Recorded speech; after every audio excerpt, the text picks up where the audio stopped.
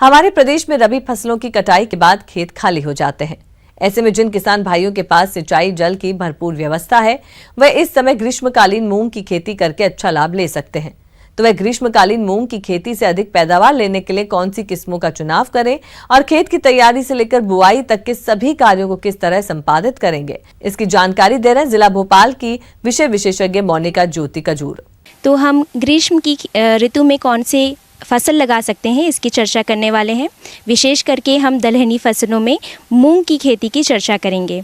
मूंग एक कम अवधि में पकने वाला फसल है। ये 55 से 60 दिन में पक के तैयार हो जाता है। इसे वर्ष में 2 बार लगाया जा सकता है। सिंचाई की सुविधा हो आपके पास तो आप ग्रीष्म ऋतु में लगाएं और बारिश की ऋतु में, खरीफ ऋतु में भी इसकी फसल ली जा सकती है। जब आप मूंग की किस्मों के बीज लेने जाएं तो इस बात का ध्यान रखें कि ये सर्टिफाइड सीड हो। गर्मी में जो फसलें होती हैं वो कम अवधि की लेनी चाहिए। इसमें फूल जल्दी आ जाते हैं। जैसे कि एक वैरायटी है IPM 205-7, 55 दिन में तैयार हो जाती है। इसे विराट नाम से भी जाना जाता है। पूसा 9531, ये भी कम अवधि की फसल है। ये इसमें आपको 9 से 10 क्विंटल प्रति हेक्टेयर का उपज मिलेगा और ये 60 दिन में पक के तैयार हो जाएगी। किसान भाइयों, अभी आपने मूंग का अधिक उत्पादन देने वाली उन्नतशील किस्मों के बारे में जानकारी हासिल की। अब आइए जानते हैं भूमि का चयन और तैयारी और खाद उर्वरकों के प्रयोग के बारे में। किसान भाइयों, मूंग की खेती के लिए खेत का चुनाव करना बहुत ही महत्वपूर्ण है। इसके लिए आप ढालू खेत का चुनाव करें ताकि जल भराव ना हो और जल निकासी की व्यवस्था करें। दोमट मिट्टी इसके लिए बहुत अच्छी पाई गई है। लेकिन अगर आपके पास किसी भी प्रकार का वातावरण हो, आप मिट्टी का परीक्षण करवा के आप सही मात्रा में पोषक तत्व डाल के मिट्टी को उपजाऊ बना सकते हैं। बुआई के समय इस बात का ध्यान रखें कि मिट्टी में नमी बनी रहे, इसीलिए आप सिंचाई करने के बाद बुआई करें। खेत का चुनाव करने के बाद खेत को तैयार करें। इसके लिए आप एक बार कल्टीवेटर से या मिट्टी पलटने वाले हल से मिट्टी को पलट दें। इसके बाद 2 से 3 बार हैरो चला करके मिट्टी को भुरभुरा बना लें और एक बार पाटा लगा के मिट्टी को समतल कर लें। खेत तैयार करने के बाद आप इसमें गोबर का खाद डालें। करीब 1 ट्रॉली आप इसमें खाद डालें ताकि इसमें नमी और पोषक तत्व आपके फसल को प्राप्त हो। इसमें एक ही बार आप खाद का इस्तेमाल करते हैं, जैसे कि 20 kg nitrogen, 40 kg single super phosphate और 20 kg पोटाश। ये बेसल डोज में ही दिया जाता है, बाद में इसका उपयोग नहीं दिया जाता है। किसान भाइयों, गर्मी के मौसम में मूंग की खेती करने के लिए बीज की उचित मात्रा और बीजोपचार करते हुए मूंग की बुआई कैसे करना है, आइए जानते हैं। ग्रीष्म ऋतु की खेती के लिए आपको मूंग की 25 से 30 kg प्रति हेक्टेयर बीज की ज़रूरत होगी। बीज में फफूंदी नाशक आपको दवाई लगानी है, जैसे कि 1 ग्राम कार्बेंडाजिम के साथ साथ 2 ग्राम थायराम का उपयोग करें और या तो आप कैप्टन का 2 ग्राम प्रति केजी बीज का उपयोग करें। फफूंदी नाशक दवाई का उपचार करने के बाद आप जीवाणु का से भी उपचार कर सकते हैं।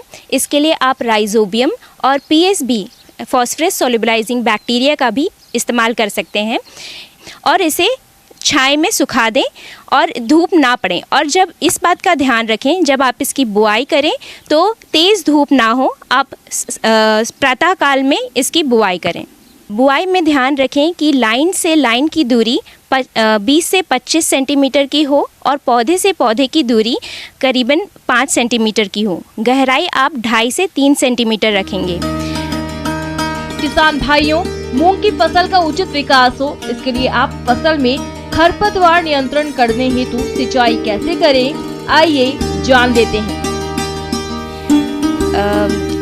खरपतवार के नियंत्रण के लिए इस बात का ध्यान रखें कि बुआई के बाद आप पेंडिमिथलिन 3.3 लीटर 700 से 800 लीटर पानी में आप डालें और इसका छिड़काव कर दें ताकि कोई खरपतवार इसमें ना आए।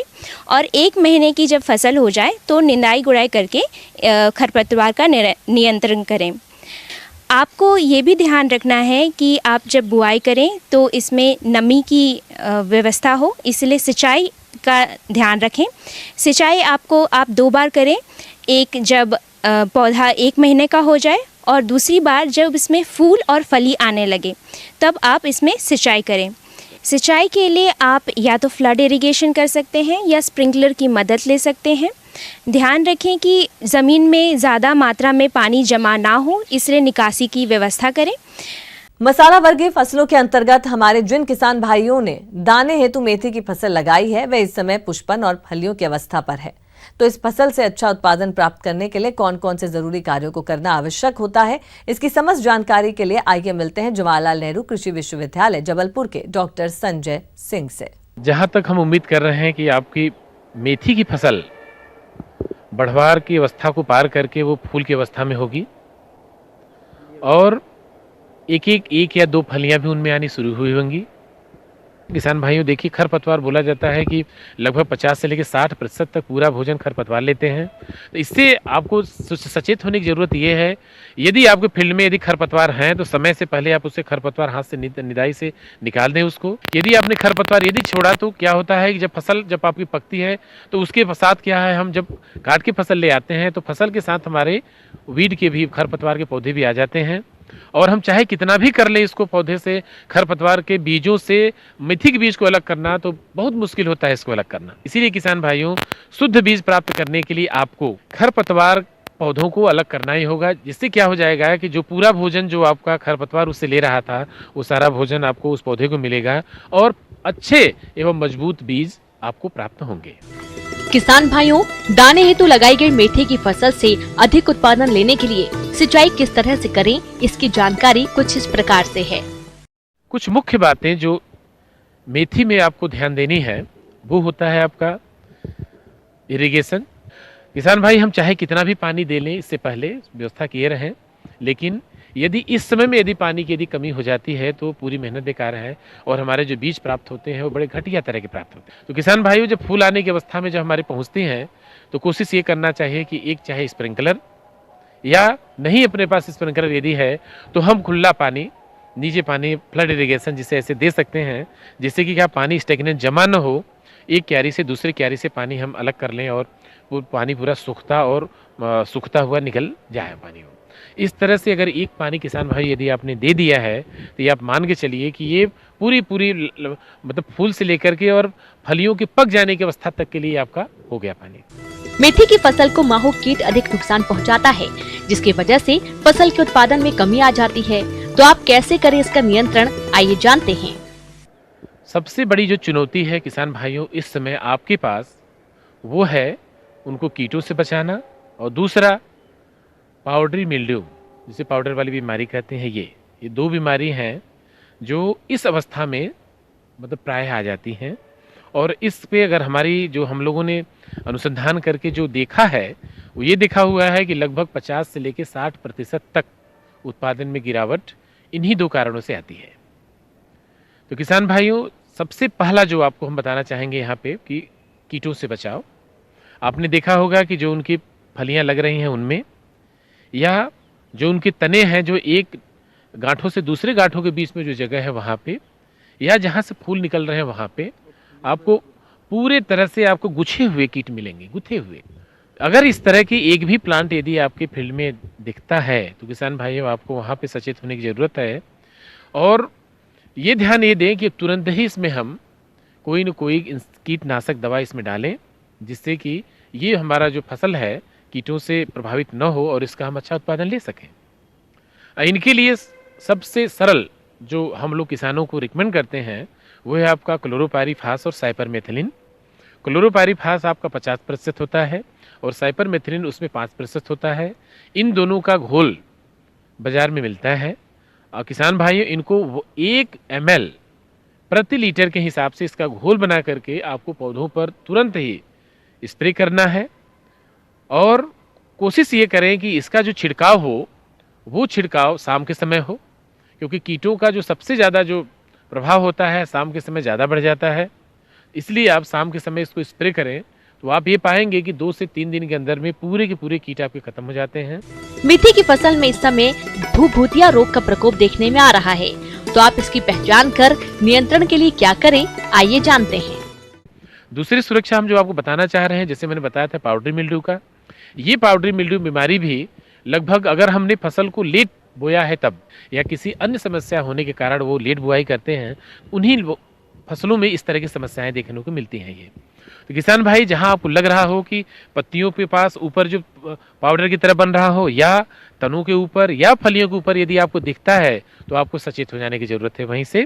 और उसके लिए आप जो किसानों को हम लोग रिकमेंड करते हैं वो है आपका कार्बेंडाजिम। तो कार्बेंडाजिम का आप 50% को पाउडर है, इस पाउडर का 1 ग्राम प्रति लीटर के हिसाब से घोल बना करके आपको पौधे के ऊपर छिड़कना है, जिससे क्या हो जाएगा कि आपको पूरे जो पाउडर आप सब्सटेंसेस आपको मिल रहे हैं, बन रहे हैं, वो सारे के सारे दूर हो जाएंगे और आपको पौधा जो है 3 या 4 दिन बाद आप देखेंगे कि एकदम हरा हो जाता है और ज़्यादा बढ़ावा ले लेता है और ज़्यादा फल फूल उसमें आने शुरू हो जाते हैं। ये तो किसान भाइयों, ये 2 समस्याएं आपकी हैं, जिन 2 समस्याओं को आप अगर समय से यदि आपने इसका निराकरण कर दिया तो आप जितना आपने उम्मीद किया हुआ फसल से उतना आपको मिलेगा। ये अन्नदाता हेल्पलाइन निशुल्क फोन संपर्क सेवा के माध्यम से आपके द्वारा पूछे गए प्रश्नों में से 1 या 2 महत्वपूर्ण प्रश्न को हम अपने कार्यक्रम में शामिल करते हैं। इसी के तहत आज का चयनित प्रश्न और उसका जवाब इस प्रकार है।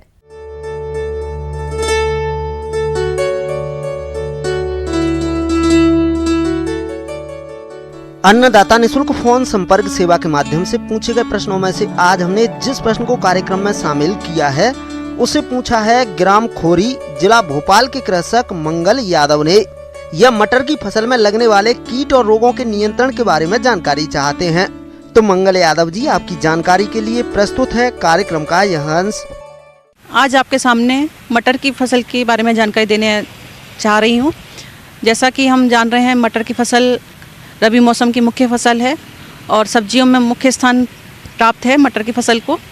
तो इसमें क्या क्या किस प्रकार से रोग कीट का नियंत्रण करें या क्या अन्य बातों का ध्यान रखें जिससे कि हम अधिक उपज ले सकते हैं। किसान भाइयों, मटर की फसल को कुछ कीटों द्वारा ज्यादा नुकसान पहुंचाया जाता है, जिसके चलते मटर के उत्पादन में कमी आ जाती है। तो आप कैसे करें इनका नियंत्रण, आइए जानते हैं। एक अन्य कीट आता है, इसमें एफिड आता है, जो अपना मतलब फुदका बोलते हैं। जो कीट छोटे छोटे होते हैं और पत्तियों से और तनों से इसका रस चूसते हैं। जब फूल बनने लग जाते हैं तो फूलों से भी अब इसको रस चूसते हैं, तो हमारी फली नहीं बनती है। अगर इस प्रकार का कीट अपनी फसल पर दिख रहा है तो किसान भाई एक डाइमेथोएट करके दवा आती है, इसके 2 से 2.5 ग्राम मात्रा प्रति लीटर के हिसाब से घोल बनाकर स्प्रे करें, तो इस कीट से हम अपनी फसल को बचा सकते हैं। अगर जब प्रकोप ज़्यादा दिख रहा है तो हफ्ते 10 दिन के अंतर से दोबारा इस दवाई का प्रयोग करें, जिससे कि हमारी फसल पे इस कीट का प्रकोप ज़्यादा ना बढ़े। एक अन्य कीट आता है फली छेदक।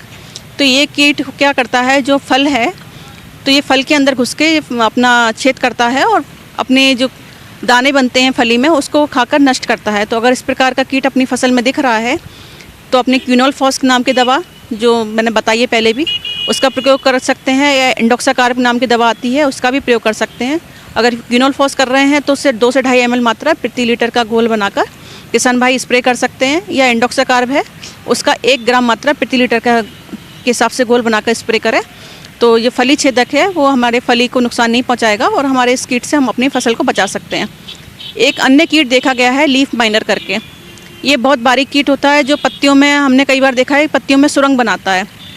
अगर इस कीट का हमने अपनी फसल पे प्रकोप दिख रहा है, क्योंकि ये पहले शुरुआती अवस्था में तो ज़्यादा नहीं करता, लेकिन जब बढ़ जाता है तो पूरी पत्ती को अंदर ही अंदर खोखला कर देता है। तो जो हमारी पत्ती है पूरी तरह से अंदर ही अंदर नष्ट हो जाती है, और जो हमारी जो पत्तियों के कारण जो फोटोसिंथेसिस की प्रक्रिया होती है, जो फल और फूल बनाने के लिए मददगार होती हैं, तो इस कीट के प्रकोप से जो हमारी पत्तियां नष्ट हो जाने से फूल और फल नहीं बनते हैं।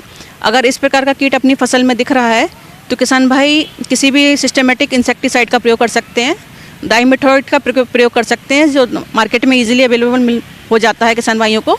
तो उसका 2 से 2.5 ग्राम मात्रा प्रति लीटर का घोल बनाकर स्प्रे करें, तो जो हमारी फसल में जो लीफ माइनर का प्रकोप है उससे अपनी फसल को बचा सकते हैं। किसान भाइयों, मटर की फसल में कुछ रोगों का प्रकोप भी होता है, जिनकी वजह से फसल कमजोर हो जाती है। तो तो आप इनकी पहचान कर नियंत्रण के लिए क्या करें, इसकी जानकारी कुछ इस प्रकार से है। अब हम किसान भाई चर्चा करेंगे कि इसमें कौन कौन से रोग लगते हैं। तो जैसा कि हमने देखा है, जो अपनी मटर की फसल है उसमें पाउडरी मिल्ड्यू मुख्य रोग है और ये हमारी उपज को बहुत प्रभावित करता है। तो इस रोग में जो अपना जो पाउडर है तो वो पत्तियों पे चिपक जाता है और उस पर पत्तियों पे धब्बे फिर बाद में आ जाते हैं और फिर पत्तियाँ पूरी तरह से सूख जाती हैं और जो हमारी फूल है, फल है, वो भी प्रभावित होते हैं। फूल और फल का अच्छे नहीं बनते हैं तो हमारी उपज प्रभावित होती है। तो किसान भाई इसके लिए एक वेटेबल सल्फर करके आता है, इसकी 2 ग्राम मात्रा प्रति लीटर के हिसाब से घोल बनाकर स्प्रे करें तो ये पाउडरी मिल्ड्यू का प्रकोप से अपनी फसल को बचा सकते हैं। और जो क्या कहते हैं रोग रोधी जातियाँ हैं, ऐसी रोग रोधी जातियों का प्रयोग करें जिसमें ये बीमारी ना आती हो। तो इस प्रकार किसान भाई इस बीमारी से अपनी फसल को बचा सकते हैं। अब एक बीमारी आती है, विल्ट की बीमारी आती है, ये भी एक फफूंदी के द्वारा होती है। तो किसान भाई अगर इस बीमारी का प्रकोप देखें अपनी फसल में, इस बीमारी में जो हमारा पौधा है पूरा उकस जाता है। अगर इस प्रकार की बीमारी दिख रही है तो उचित फसल चक्र अपनाएं। उसमें 2 ग्राम मैनकोजेब 2 ग्राम मात्रा प्रति लीटर के हिसाब से इसका स्प्रे करें, ज़मीन में पानी की ड्रेंचिंग करें, जिससे इस बीमारी से हमारी फसल को बचा सकते हैं। एक अन्य बीमारी आती है डाउनी मिल्ड्यू करके। इस बीमारी में पत्तियों के निचले हिस्से पे धब्बे बनते हैं। तो जो धब्बे हैं वे बाद में बढ़ जाते हैं और फिर पूरे पत्ती को और पूरे फल को, पौधे को नुकसान पहुंचाते हैं, जिससे हमारी फसल का उपज काफ़ी प्रभावित होती है। अगर इस प्रकार से अपनी फसल में धब्बे दिख रहे हैं किसान भाइयों को तो मैनकोजेब नाम की दवा का 2 ग्राम मात्रा 2 से 2.5 ग्राम मात्रा प्रति लीटर का घोल बनाकर स्प्रे करें। तो इस बीमारी से अपनी फसल को बचा सकते हैं और समय समय पर देखते रहें कि अगर इस बीमारी का प्रकोप ज़्यादा बढ़ गया है तो दोबारा स्प्रे कर सकते हैं 10-15 दिन के अंतराल से। इस प्रकार किसान भाई इन बीमारियों को नियंत्रण समय पे करेंगे तो इनका प्रकोप से अपन बच सकते हैं। तो किसान भाई इन बातों का ध्यान रखकर अपनी रोगों कीटों का समय समय पर अपना नियंत्रण करते रहें, उनका प्रकोप ज़्यादा ना बढ़ने दें अपनी फसल को, तो हम अधिक उपज ले सकते हैं। आइए अब एक नजर डालते हैं राज्य के कुछ चुनी हुई मंडियों के प्रमुख फसलों के बाजार भाव पर।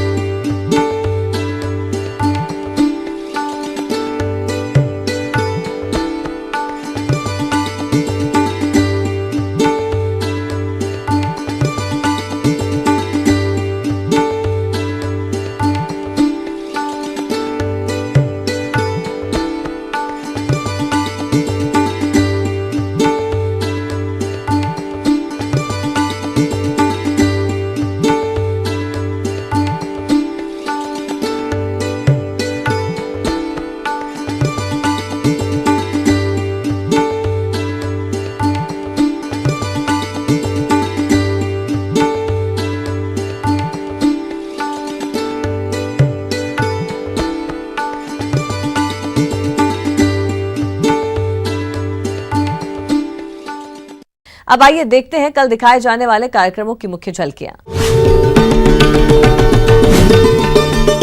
गर्मी में अच्छी आय के लिए करें तिल की वैज्ञानिक तकनीक से खेती।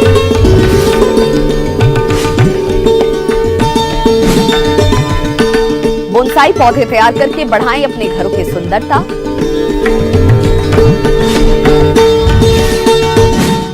किसान भाइयों, अन्नदाता आपकी सेवा के लिए संकल्परत है। कृषि संबंधित समस्या और सुझावों के लिए आप हमें इस पते पर संपर्क कर सकते हैं। प्रोड्यूसर अन्नदाता, news 18 Madhya Pradesh, Chhattisgarh, Ramoji film city, Hyderabad 501512। साथ ही आप हमें ईमेल भी कर सकते हैं। हमारा ईमेल आईडी है p18annadatamp@nw18.com। इसके अतिरिक्त आप हमें निःशुल्क हेल्पलाइन नंबर 180041921555 पर सोमवार से शनिवार सुबह 10 से शाम 4 बजे के बीच संपर्क कर सकते हैं।